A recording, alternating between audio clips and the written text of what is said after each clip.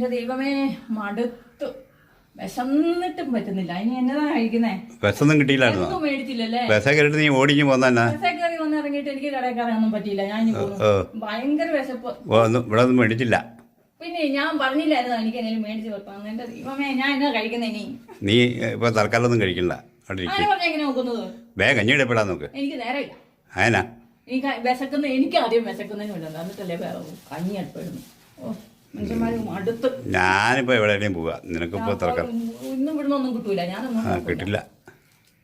തുള്ളണ്ട എന്നാ ഇതെന്താ നോള പറഞ്ഞതാണല്ലേ?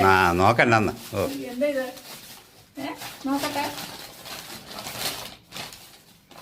ഇത് അത് പൊറോട്ട. കൊള്ളാലോ. ഇത് മുട്ടക്കറി. മുട്ടക്കറി പോരെ?